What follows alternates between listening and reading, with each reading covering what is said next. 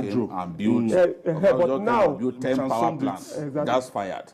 Yeah. In the past, we rely so much on hydro. You can say that back then. So I was trying to understand the logic. So I was trying to understand the logic behind because it's raining. Like Jide said, you can't say Uhuru. There are so many areas. Like in my area now, well, there's some improvement, though there's a decline, some decline now. There are people that I have friends who tell me that their area, they don't have, are they not also Nigerians? And what even bothers me is that we know the problem. National Grid has failed for the 7th time this year. This is the 7th time it has failed. We know the problems. So what is now? This is just September. This is just September. We don't know how many more times it will fail before the end of the year. So if we know the problems, why are we not fixing them? I've also heard that the effort, like he said, saboteurs. I've also heard that power towers are attacked. I've also heard about bush burning affecting, the grid or something like that. Well, if these are we are very good at analyzing, itemizing problems. What we are very good in this country is we know the problems, but we are not good at bringing solutions. And that's a major problem. We want a situation where we will not have this kind of problem. Whatever has to be done, if it is even the surveillance, the monitoring technology or that is faulty, why don't we just improve on it, the way we monitor or surveil, mount surveillance on these gas pipelines? You know, it should also bother us. Nigeria has large deposit of gas. We even do gas flaring and all of that. Why are we like LNGs? The child of a meatmonger that eats bones. It's very incongruous. So we need to fix the problem. Like VKO said, we've had cases of system failure before, but it's been so frequent this year. How do you explain that? How do you even understand? How do you want to explain that satisfactorily? BKO, are we going to solve this problem in our generation?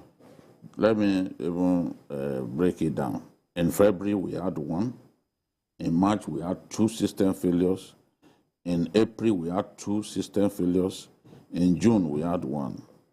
In July, we had 1 as well. August, we had 1. 8 in all. 8 in all. Within this year. Yes. Oh, it's even 8. I said 7. No, it's 8. It's 8, okay. It's 8. So it's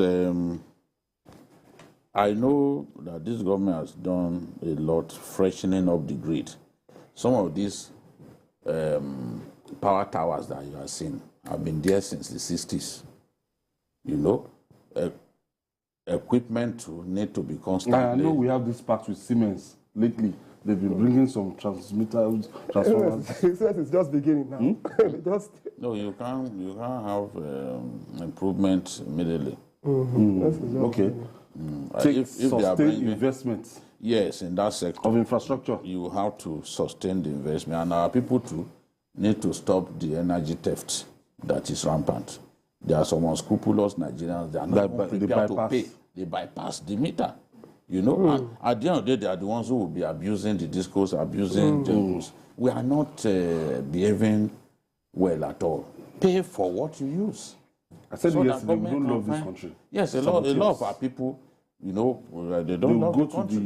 They'll go to the poll, they'll just get ladders. I saw someone who was electrocuted. He was trying to steal the grid, CCN's grid. I mean, cables. And he got electrocuted. He was just hanging there, like somebody prostrating.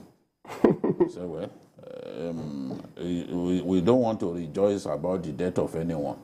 But if you do not know how to behave, then if that fate befalls you, I don't think people will publicly agonize over your death. I mean, it makes no sense. We need improvement in that sector. You can't even drive industrial growth at all. Definitely, the medium, we can't. The medium scale industry. We can't. And we need other sources of electricity, not just even what's it called? Not just gas, not just hydro. Let's even have renewable energy. Solar. South Africa uses coal largely. That's what they rely on largely. Brazil relies on hydro. Can you imagine? And in Enugu, we have the Everyone, largest deposit of coal. no, once we find something, we ignore what used to serve us. If South Africa is relying on coal, and they are generating about 50,000 megawatts daily, they still think that it's not enough. But look at us. 50,000 megawatts. And Yes. Siemens projection is that by 2024, we'll start having 70,000 or something. All right. No, 7,000 I meant to say. That's their projection. Let them even start somewhere. Moving on, gentlemen. That fourth columnist dwell among troops of the Nigerian military is no longer in doubt. They are beginning to be exposed. Operatives of the Department of the State Services, DSS, have arrested a Nigerian soldier attached to the Muhammad Buhari cantonment in Tongamaje in the Federal Capital Territory, FCT, Abuja, for allegedly renting out and selling guns to kidnappers. The operation that led to his arrest took place around Dankogi Park in Zuba in collaboration with members of the vigilante group of Nigeria in that area. These are people that they give information to Boko Haram, they rent equipment to Boko Haram, and those ambushes, that you surprise attacks, these are people that have been working with Boko Haram.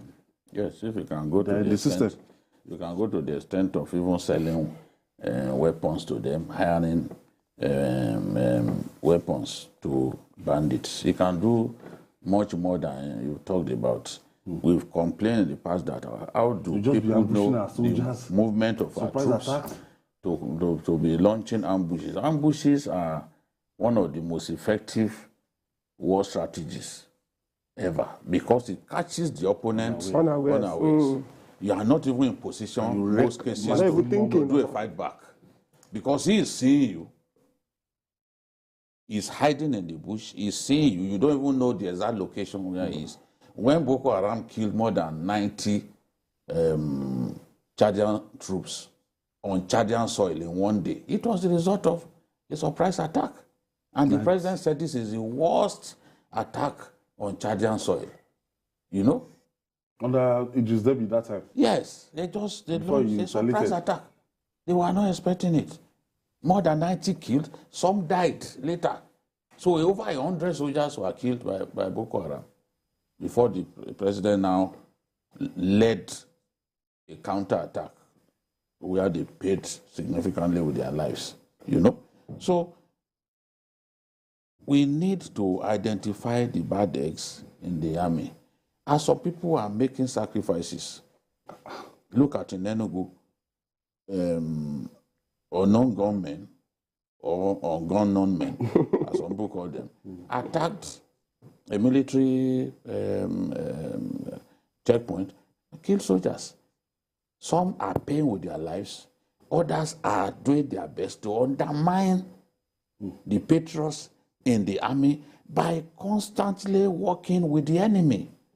I have said before that some generals, some commanders, middle cadre officers, will not disclose where they are going until the last minute. Some will even force their troops to surrender their phones. Yes, I've seen a commander a friend of mine who's a commander told me that it's that bad. Surrender your phones. So when they surrender the phone and the briefing is going on, if any phone rings, it then tells you, put it on speaker. Maybe it's the bad people who are calling to say, when are you moving now? When is that movement going to happen? Tell me, where do we wait for you? This is wicked. What some people can do just for money. It is now it's such a bad thing. The other day in Zamfara, they paraded a soldier who, along with his wife, gives military uniform to bandits. And even the chief of defense staff on May 2nd complained that this thing was becoming such a problem. He said that the soldier was arrested by covert intelligence team force conniving with a confirmed terrorist known as Babagana, that's in Bama local government of Borno. He also said that recently, that's the Chief of Defense Staff, not Babajide. He also said that one Lance Corporal Abdullah Jibrin, an instructor with the Nigerian Army in Gaydam, committed suicide after he was arrested for conniving in Boko Haram terrorism. You remember that case? In March, 2 soldiers attacked Operation Yaki security outfit in Kaduna were arrested for kidnapping. They got involved in kidnapping. Also arrested was another soldier attached to headquarters of 1 division in Kaduna. He was accused of abducting a resident of Doraji in Zaria local government. Another one was arrested while attempting to collect ransom in Dumbin Duse Road in Zaria. These are cases that Irabo, the Chief of Defense Staff, listed out. So it's not journalists accusing the military. That's the man who heads the military in our country saying, look, this thing has become a problem. And he listed those cases and said, look, we have to do our best to identify this 5th columnist, because no matter how hard you work, if there's a 5th columnist within your ranks, he is going to dismantle all your plans to ensure that your military operations succeed, because it can easily alert the enemy. So some Nigerians are doing so much just because of money. They are going to a great extent. We need to identify them, and military, if they need to be tied to the stakes in the military formations and gone down, it has to happen. It has to happen. This thing must stop. Paul, why are we like this? I don't know. Because when you see some other countries, even countries that are not, as big as Nigeria, there's this sense of patriotism. They love their country. We just finished talking about the power sector now. Now we are here now. Even the military, and you know what the kind of regimentation, what they go through before you recruit them. At least I've witnessed the recruitment process in Depot NA in Zaria, in Kaduna State. So two things beat me about things like this. It's very difficult to psychoanalyze people who are just bent on sabotaging the good efforts of the military. The same way I don't understand those who rape minors. You understand? I don't understand those who rape minors. They are very sick in the head. You understand what I'm trying to say? I think I've had to ask one policeman, now what do they normally say? This rapist, when you are there, say, it's devil's work. That's what they say work. The devil is you are the devil. Because what was the devil wearing? How did this sound like? So the same way I don't understand how you collect money, 300,000, 500,000, whatever, and then you cause debts to communities. Yes. You cause debts to communities. Because all those attacks on super camps is going to be as a result the only of good thing I see have told them the only good thing I see is that we are not playing the ostrich. At least we know nobody is denying that this is happening. Even the military authorities know it is happening. No, I like this current leadership of the army. Because if it's nothing like propaganda. No. If it was someone, they suffer a setback, they will admit it. Exactly. If it was someone else, they'll be lying. You understand? Some other people will be lying that it's not happening, or they'll be downplaying it. The only thing I would say is that the same way saboteurs have infiltrated the military is the way we should also find a way of infiltrating the camp of the enemy, planting spies also. It's done elsewhere. You can plant spies, going out with the bandits. Very risky. It's capital punishment. When they suspect you, there's a way they can blend you because people that are well trained. These ones now, they will be going through formal trial. Because this is one of the reasons why the fight against terrorism or banditry is intractable. That's why it's difficult to. It's difficult. Many soldiers are trying their best. They are sacrificing themselves. Imagine they themselves, they are attacked. Just imagine it, somebody you're going to for mission with, somebody you trained with, somebody you are probably living in the same barracks together. It's a saboteur. I can't even imagine the trauma a soldier will go through to learn that that person you are eating with, you are going on mission with, is a saboteur. I think we just have, now that the problem has been identified, it is important that the military there are some reforms. By reforms, I'm saying there should be a way of detecting these people.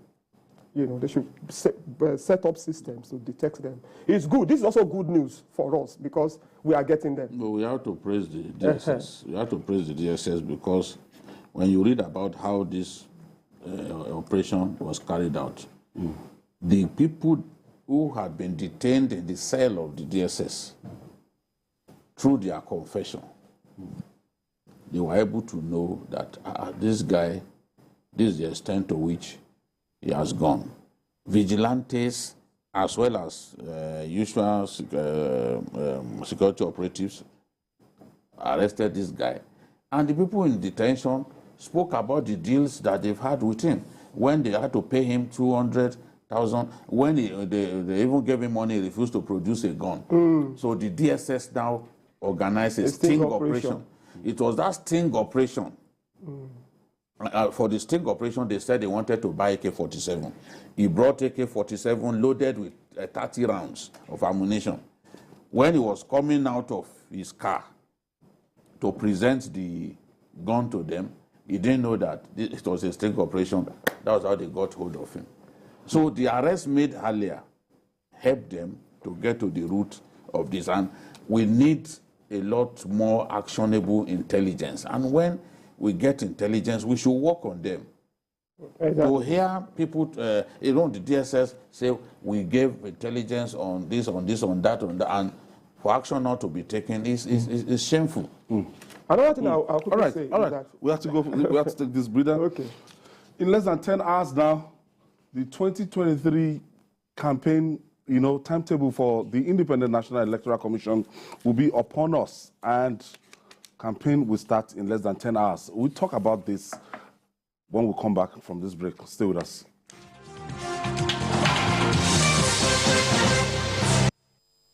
The federal government, through the National Primary Healthcare Development Agency, announces the availability of COVID-19 and childhood vaccines nationwide. With the disturbing increase in reported cases of COVID-19 infections across Nigeria, protect yourself and loved ones from the harmful virus by getting vaccinated. Visit the nearest public or private health facility and mass vaccination sites today to receive the first, second, or booster doses of COVID-19 vaccines. COVID-19 vaccines are given to persons 18 years and above, including pregnant women and breastfeeding mothers, while childhood vaccines are given to children from birth to 5 years for protection against polio, hepatitis, yellow fever, measles, meningitis, and other vaccines-preventable diseases. All vaccines are free, safe, and effective. For inquiries, visit www.nphcda.gov.ng or call 0700-220-1122. This message is from NPHCDA in partnership with the Center for Democracy and Development, CDD, with support from MacArthur Foundation. Hello, it's nice to see you again. It's a good day at First Fountain Court. You know we love sharing our progress with you and taking you every step of the way. The last time we were here, electricals, POPs were ongoing, and today a whole new level has been unlocked, and we are very excited because we are currently painting our homes, tiling our homes, and if you look right there is the utility home, fresh water, clean water, and at the top of this is a gym house.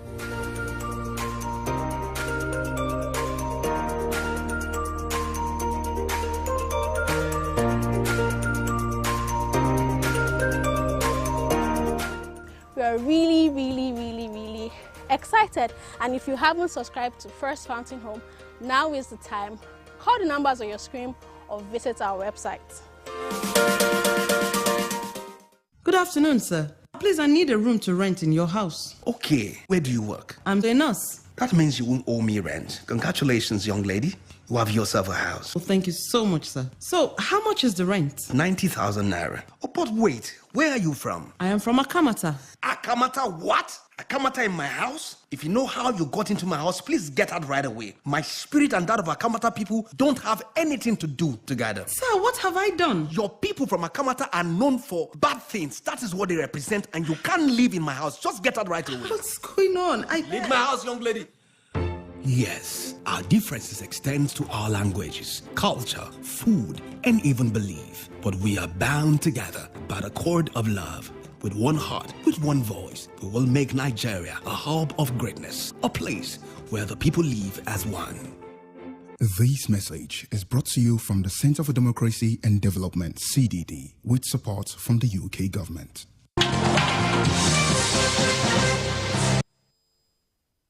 Thank you for staying with us.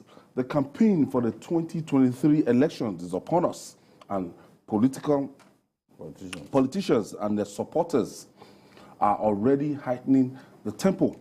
In the light of this, the Independent National Electoral Commission, INEC, the Christian Association of Nigeria, CAN, the Sultan of Sokoto, Mohammed Saad Abubakar, and the Secretary to the government of the Federation, Boss Mustafa, have warned political parties against violence during the elections.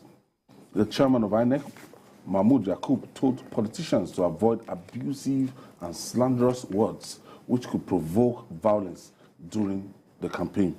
Jiri, so far, we hardly see any of these political parties that will come and highlight what they need to do, even as bad as it was in 2015. We know some political parties, they were talking about, oh, we are going to do something about the economy, we are going to do something about insecurity, and we are going to do something about poverty, you know. But when you check the social media, when you check anywhere now, it's all about attacks, and things that will not in any way contribute to the success of the election. That is what we feast on. Even the so-called spokespersons for the campaign, when you see them talking, it is personal attack. I don't know. And there are a lot of issues on ground to be addressed, Jide. Yes, and it's such a shame that we need people like the Sultan, Abdusalami Abubakar, to be appealing to politicians to behave in the right way. The culture of attacking one another in the weeks leading to an election in our country has been there for some time. Remember that even the International Court had to single out Nigeria for attention before the 2015 election. Everyone thought that Nigeria will just implode that's their famous prediction. As a result of the violence that will come with the election. But thankfully, with the warning from the ICJ, some of our politicians knew they had to behave themselves because they could be picked up after the election and they will go and face trial some of them will place visa ban on them. Look at the number of people killed in Kenya just as a result of an election, not this recent one, some years back. And of course, it is the ugly rhetorics from politicians that push their supporters to start killing one another. I've seen some rallies where people, majority of the people were carrying clubs, carrying sticks, especially in northern Nigeria. What's the meaning of that? You know? Clubs to beat who? It's just their own way, like a deterrent. It's just like a weapon of deterrent for the opponent to know that, look, I'm armed, so don't make any move to harass me. It's just like countries that have nuclear capability. It's first and foremost for deterrent. When you know that your arch enemy has nuclear capability, you have to behave yourself because nobody wants to see a nuclear weapon being used. Once India had it, Pakistan, seeing itself as India's #1 rival, decided to go for it. And they got it. Yes, they eventually got it. In fact, they described it as the happiest day, the day they got nuclear capability. Under Musharraf was, or who was the leader then? So I can't remember. You know? So, politicians must conduct themselves in a responsible way. The things that they say are capable of pushing people to violence. Preaching hate, making it difficult for us to unite as a people. It's what politicians have done for years. And you ask yourself, what do they gain from this kind of abhorrent behavior? Setting Nigerians against one another, setting religions against one another, just so that you can win an election. I still remember what Goodluck Jonathan said. No matter what we say about Goodluck Jonathan, Goodluck Jonathan was such a gentleman. He said, no vote is worth the life of an individual. And he made it clear that he would not want people to be killing one another just for him to win. He made that clear. Since 2011, he made that clear. So our rallies, even this Osun election, remember the NGOs that monitored even the campaigns in the days leading to the election. They said some rallies were attacked. I mean, some parties attacked the rallies of their opponent. Some were destroying the billboards of their opponent. These are acts that could lead to violence. Why would you destroy the billboard of an opponent? We've got to be tolerant of one another. Another way is for me to sell my candidates. If I know that, my candidate is the best for Nigeria, just go about marketing your candidates, selling your candidates and everything. You don't need to attack the personality. Exactly. And when you are selling your candidates, I have a right to buy or not to buy. Shikina. Now, if I choose not to buy, it's my choice. Yes. You don't need to come. You don't need to attack me. And you don't have to abuse my candidate. And I don't have to abuse your candidate. You see, there's a problem we have in this country, and I don't even understand it. So I was listening to someone this morning on Your View. She said, the guest said, if a politician says, go and commit violence, ask, where is your firstborn? Many of these politicians will not use their own children. They're not here. They're not around. They are not around. It is other people's children. None of them will use their children. Well, some of them. I said no. Okay. None of them will use their children. Those people that are being used to foment violence, they don't think. They are very shallow. And you see people even online. Those ones, so many of them online, if you give them the opportunity, they will also go violent. Many of them have capacity for violence. Why would you abuse me because of my choice? Online. Because I don't believe in your candidate. Threatening someone that you kill the child. Why would you do that? The Sultan of Sokoto that spoke was speaking in his capacity as the leader of the Supreme Council of Islamic Affairs. Now, the current president was also there spoke. But we see religious leaders who are using their platforms to spread hate. Yep. I saw the video of one a Port Harcourt-based general overseer. He was just talking nonsense.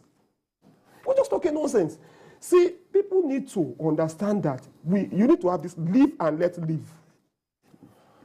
If I decide to go and vote, if I decide to go and vote to an unknown person, it's not your business because I believe in the person. I have a conscience. If that other man has his preference, I don't need to kill him because of that. I have a friend in UK who told me that she and her husband, they vote for different parties. One is for Conservative, one is for Labour Party. And that's the way it should be. Their ceiling is not, their roof is not brought down.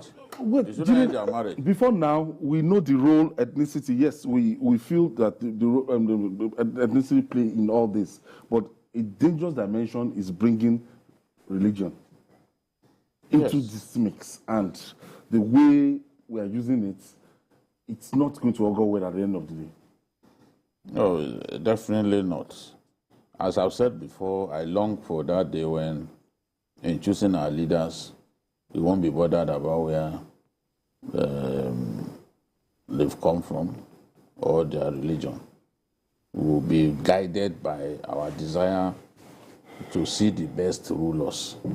Exactly. We've not been lucky with leaders in our country. At all. Because when you look at the potential of Nigeria and how Nigerians are doing well in other countries of the world, you go to the US, some of the best brains that you can tap to help you build a nation, they are Nigerians.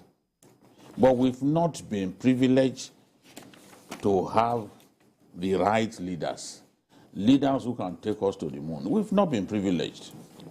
Psychophants may be wondering what is Jide saying. I'm saying the truth. If not, the potential that our country has is not matched by the quality of leadership that we've had over the years. This is a fact. It's as apparent as daylight. If we've had such leaders since 1960, we will have been not be here. Okay. Look at a country that can't build refinery. We are waiting for the Aliko Dangote. The refineries of the 60s is what you are still using, and we are still. You can't build refinery for turnaround. You can do turnaround refinery. I've seen a time when they were doing turnaround refinery and fire got the facility. We even shamelessly went to go and we bought stake into the Aliko Dangote. But if we are not getting the thing, you see what the options. A country like Angola had a deal. You do build, operate and transfer. It is one of the best things that you private can sector do. Exactly. Driven. Government and private sector can work together. Build, operate for some time, and then you transfer. At the end of the day, it becomes your own. You ask yourself, a country like Saudi Arabia, Saudi's Aramco, made $48 billion in 1 quarter from the senseless war that Putin has started. We are not making anything. Leadership is to blame. We should have, given the potential of our country, we should have at least 18 refineries, with 10 of them dedicated to export of crude oil and byproducts. Look at engine oil, for example, lubricants. How many places do you see them do it in our country? One of the biggest oil producers. They can't do engine oil. Yeah. They are importing. Mobi 1 should be now 45,000. Importing. We are never tired. So, going back to the point that we are making, because we can't spend the whole day lamenting about the preponderance of misleaders that have been fortunate to rule over you and I. But we know that we ought not to be where we are. We ought not to be where we are. We have another opportunity to We have another opportunity. And a leader does not necessarily have to be the most brilliant person around. It is the quality of people that he surrounds himself with. Yes. That's what makes a leader. Awolowo was not the most brilliant of his generation, but he had some excellent people. Eggheads, like a bit of top C. Small boy at that time. Everybody. No, even he had good things. MCK Ajuluchukwu, you know, he didn't care whether you are from the east or not. He used people that he could lay his hands on. Good people. So that is the point that we are making. Politicians are so desperate for power that they don't care about whether the manner in which they are jostling for power breaches any moral code or not. They don't care. They just want to gain power. And that is the message from the Sultan and these people is behave yourselves. Behave like mature people. Should not be a season for Don't be irresponsible. Don't push Nigerians to be killing one another. Because it takes one statement by an irresponsible politician to set the country ablaze. To catch fire. Just one statement. All right. We'll take this final break. When we come back, we'll talk about ASU. Please don't go away.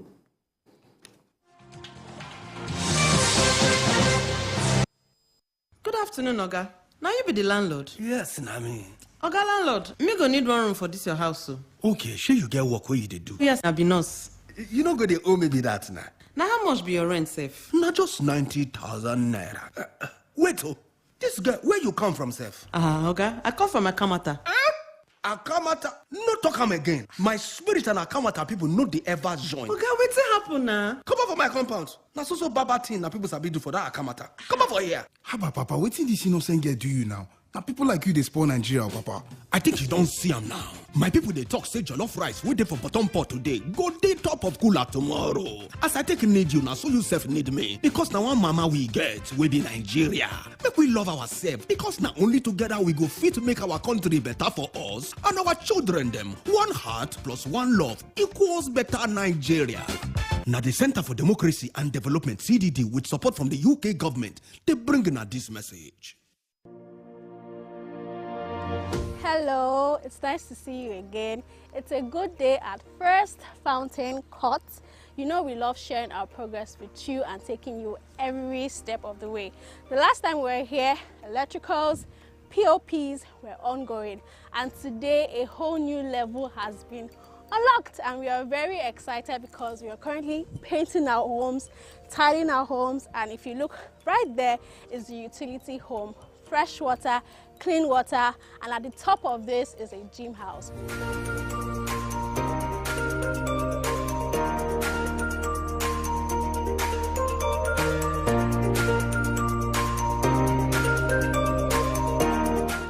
We are really excited, and if you haven't subscribed to First Fountain Home, now is the time. Call the numbers on your screen or visit our website. Thank you for staying with us. Rather than a lasting solution, all we have regarding the ongoing face-off between the federal government and members of the Academic Staff Union of Universities, ASU, is confusion. The federal government has made a U-turn regarding its order to vice-chancellors to reopen universities as a way of forcing the striking lecturers to return to the classrooms, following a ruling by the National Industrial Court in Nigeria. In a memo on Monday night, the National Universities Commission, NUC, instructed vice-chancellors to ignore previous memos directing them to reopen campuses and commence academic and non-academic activities. Jide, if it were to be during the military regime, it's just a matter of dissolving what they call ASU and using fiat, but this is a democracy. So anything they want to do, they cannot bypass that union. The federal government must negotiate with ASU. They must sit down, reach an agreement with ASU. Anything cannot be done by even committee of vice-chancellors or the chancellors or any kind of fiat. Well, let me also recall as a historian that even during the military era, efforts were made to break the ranks, to stop, to even disband ASU. But the courts stopped them. You can... the courts operate during the military era. So the courts will get in the way to say, no, these guys have not done anything wrong. People have the right to come together in the form of an association, and ASU is exercising that right. I don't think anybody can succeed in caging ASU. They will find a way to set up another body, and it will amount to a waste of time at the end of the day. What makes sense is for government and ASU to come together and resolve this issue. Abusing people will not solve the problem. Calling people names will not solve the problem.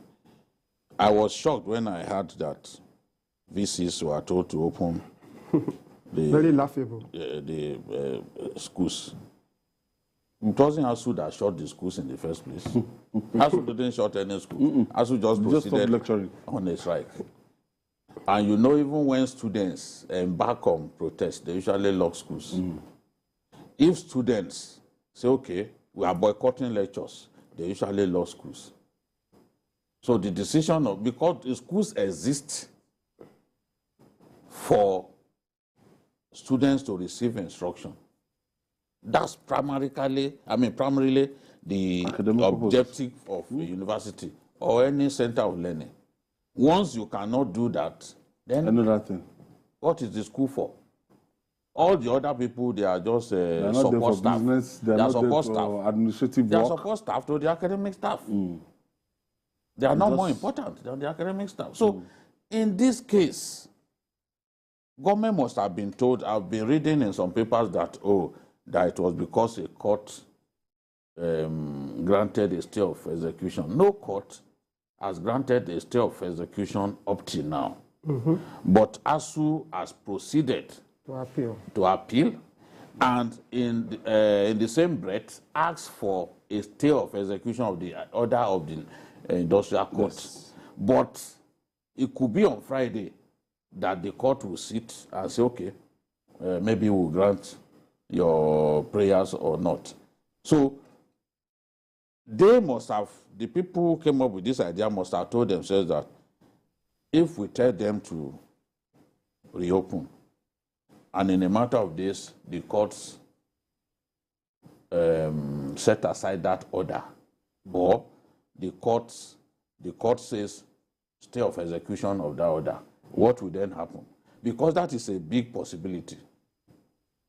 Because ASU's position, the position of ASU's lawyer is that the industrial arbitration panel should first have had that matter before the industrial court, that in terms of the process, you should first go to the industrial arbitration panel before you go to the court. But government went straight to the court. So that is technically, in their view, abuse of court process. So if the appeal court listens to ASU and says, yes, by the law, they should have gone to industrial arbitration panel first. You will now know that that order will amount to a nullity. So I'm sure they've said, okay, wait, you are going to be briefed on the next line of action and all that. But even the VCs were reluctant to implement. Remember, even NANS has condemned the order of the court. NANS.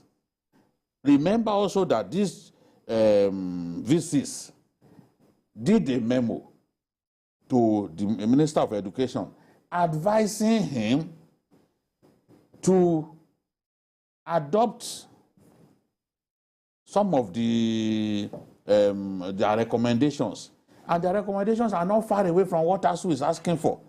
In fact, I see no disagreement reading that memo by the VCs. I see no disagreement with ASU. The VCs are not convinced that IPPIS should continue. They said it there. The VCs think that the salaries of academic workers is too low. In fact, they are saying that colleges of education now, that some lecturers in colleges of education now earn more than, I think, that, like rector in the college of education now, provost. Is it provost also, now higher than VCs. They said it in their own memo to the Minister of Education. So what needs to be done is look at these issues, try to find a middle ground, trying to see whether you can force these people to go to work after about 7 months, since February 14, and you've not achieved that yet. It's similar to what Putin is doing in Ukraine. He felt the war will not last more than a week. He was thinking that it will be another 1967 war, the 6-day war. But what are we seeing? Since March, he cannot get the job done. I found the two memos very, very laughable, very unnecessary. It's even a shame that we've gotten to the point where we have to go to court. That one's already shameful. And then these people said they were going to appeal, and the next thing is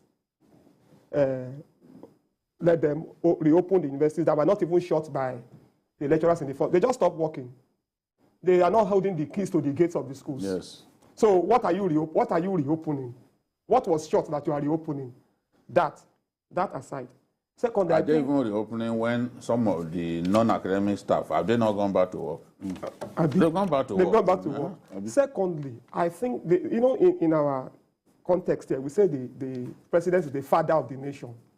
I think it's time that the president should act, not just like a father, like a grandfather to those students that are being homes for the past 7 months. So I am calling on the president, Your Excellency, sir. Your grandchildren are out of school. Do something about it. He has all it takes.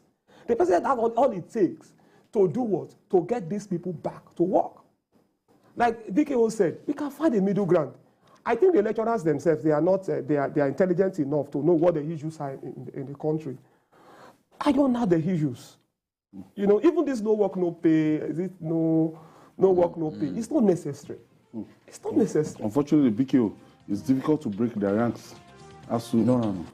From Obasanjo was the one who created that portion of the law that says that before ASUU can go on strike, they must have congresses. He did that to make it difficult for them to have unanimity, to have consensus before a strike.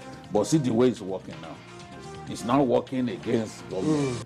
Because before they can even call us strike, even if you appeal to them, they still have to now go and do Congress. Yes, See, if you give ASUU all the money in the world, bribe them with life-changing money, it won't work. You cannot. By the time they get to their local chapters, those ones to their Congress. So this is the thing. That's why it's so difficult to break their ranks. It's really this is the situation. But the president said he will continue after meeting the pro-chancellors. He promised that he will continue the dialogue session with other groups. Let him honor that word. Let him meet with VCs. Let him meet with other people so that we can find a resolution. Not simply be hoping that on their own, when they are hungry, they will go back to the classrooms. Paul Dada, I want to thank you. Thank you for your contribution today. BQ, tomorrow we have an exclusive with Governor Matawale from Zamfara State. Yes. Yeah. One of the richest states by way of mineral resources in our country, but just wasting away. Imagine rain falls, it washes the surface of the earth, and you are looking at gold. That's Zamfara for you. That's Zamfara. You don't need to dig. You don't need to dig to find lithium in Zamfara. It's just there. Wow. So watch out for that exclusive tomorrow by 5 p.m. with Governor Matawale. And that's our offering today. Join us tomorrow for another episode of the program. You can watch the repeat broadcast tonight at 11 and join us every Sunday for Journalist Hangout on Sunday from 1:30 to 3:30 p.m. We're on YouTube, youtube.com/TVC News Nigeria. I'm Ayodele Uzubaku. See you tomorrow and God bless Nigeria.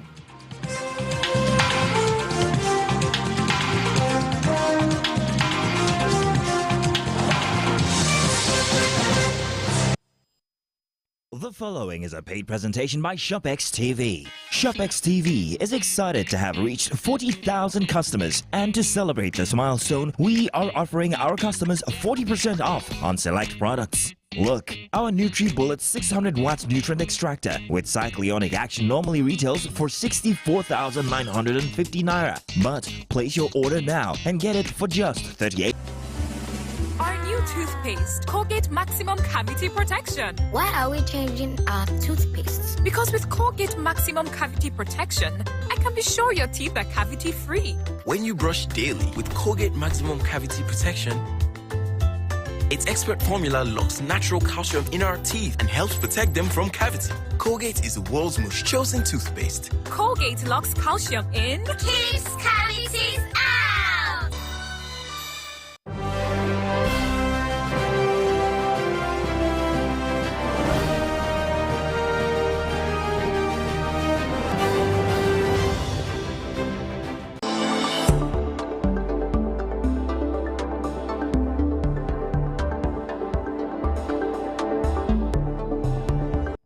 The following is a paid presentation by ShopX TV. ShopX TV is excited to have reached 40,000 customers, and to celebrate this milestone, we are offering our customers 40% off on select products. Look, our Nutri-Bullet 600 watts nutrient extractor with cyclionic action normally retails for 64,950 naira. But place your order now and get it for just 38,970 naira. And the 900 watts Nutri-Bullet has also been slashed from 74,950 naira to 44,970 naira. Amazing! It's not too late to switch to a healthier lifestyle by purchasing our best-selling Power XL air fryer. The Power XL XL air fryer normally retails for 79,950 naira. But for this limited time offer, you get it for just 47,970 naira. Incredible! The future is here. It is the Power XL air fryer. You're kidding. It cooks all your fried food with air. All? Yes, all. But wait, why not transform your kitchen experience with our triple deal collection? This amazing collection includes one Power Air Fryer XL, one 900-watt NutriBullet, and one Copper Chef Wonder Cooker. The Copper Chef Wonder Cooker comes with one deep roasting pan, one shallow roasting pan, one crisper tray, one tempered glass pan lid, 2 bonus deep fry baskets. You would normally pay up to 215,970 naira for the triple deal, but call the number on your screen now and get the entire collection for not 300,000 naira, not even 200,000 naira, but for just 129,540 naira. But wait, why not take your cooking to the next level with the all-in-one collection? This amazing collection includes must-have kitchen items, and they include one amazing Wonder Cooker, one Power Air Fryer XL, one 900-watt NutriBullet, 2 extra-large Copper Chef pans, 2 standard Copper Chef pans, 1 square Copper Chef frying pan, 1 round Copper Chef frying pan, 6 tempered glass lids, 2 standard deep fry baskets, 2 extra-large deep fry baskets, 2 steamer racks, 1 copper crisper, 8 pieces non-stick utensil set, and 2 award-winning Eric Thesis recipe book. Amazing! You can get everything, yes, everything, for not 400,000 naira, not even 300,000 naira. Call the number on your screen now and get the entire collection that normally retails for 399,000 naira for just 239,400 naira, saving you 159,600 naira. Incredible! And remember, if you order now, you get all your products delivered to you with no delivery charge. But hurry! This special promo is for a limited period only, so call now or visit our website to get your orders while stock lasts. The proceeding was a paid presentation brought to you by ShopX TV.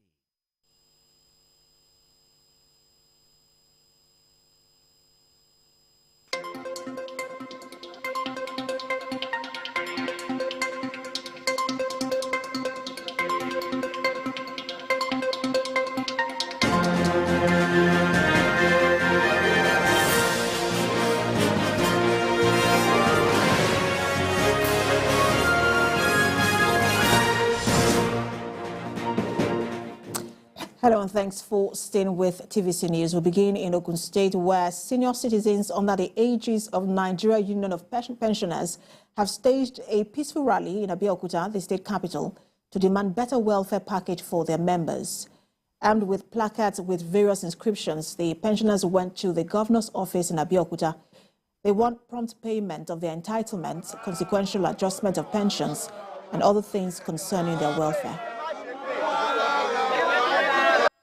Demanded for the increase, and that time our Mr. Governor informed us and told us that it would be increased, but it did not mention any amount. The same thing on the 19th of November, when we happened to see Mr. Governor, we mentioned the same issue, and up to now it has not been increased. So, sir, we want the government to please look into it, because people are dying. Government is a continuum. Whether somebody else did it before or somebody else didn't do it before, it is the responsibility of this government to sort you out. If we agree to that,